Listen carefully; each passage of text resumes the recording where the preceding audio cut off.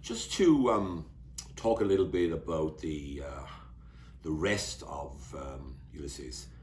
The first three chapters are devoted to Stephen Dedalus, and as I say, they're an easy read initially and then a steep climb in the third episode.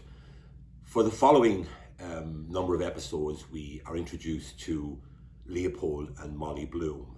And Leopold Bloom is the main character in Joyce's novel, and we accompany Bloom around the streets of Dublin for most of that day and well into the evening, and eventually he makes it back to his home on Eccles Street in Dublin, where he's reunited with his wife Molly, who has spent the day having an affair with her concert promoter Blazes Boylan. And that affair really does hang over like a shadow. It hangs over Bloom's day, and he's constantly thinking about Molly's infidelity.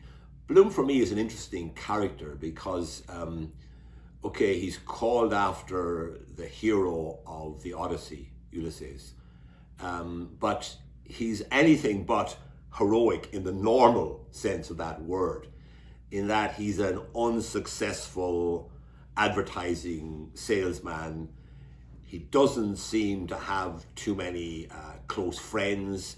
A lot of his fellow Dubliners are suspicious of him because of his personality, rather prudent, careful individual who doesn't really relate to his fellow Dubliners that well. And also they are suspicious of him because he's not what they would see as a typical Irishman. He's got a Hungarian Jewish background, and that exposes him to a certain amount of prejudice on the part of some of the people he meets during the day. But at the same time, he's an intelligent man. He's a man of moderate views. He's a man who finally, in what I think is the most powerful episode or chapter of Ulysses, the Cyclops episode, which takes place in Barney Kiernan's pub on Little Britain Street. And there, Bloom is mixing with a number of the local people who are drinking in the pub, and he gets into an argument with a fiery character known as the Citizen. And in the end, the Citizen sort of attacks him and, impugns him in a way for not being a good Irishman, as the Citizen would see it. And Bloom cuts loose, and he says something along the lines of force, hatred, history. That is no life for man and woman, when it's the opposite of hatred that we need. And he's asked, what do you mean? And he says, love.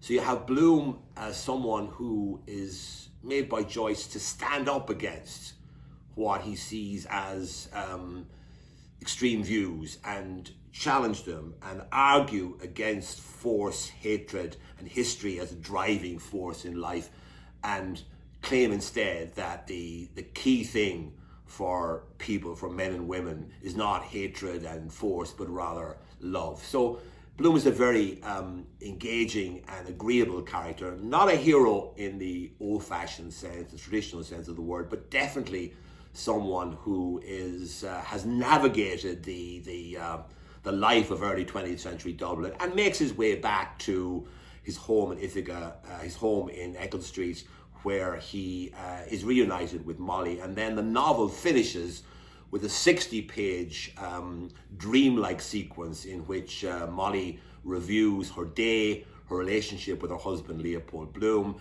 and eventually the novel finishes with Molly thinking about her first encounter with Leopold Bloom on Howth Hill many years before, and she finishes with those words, yes, I said yes, I will, yes. So it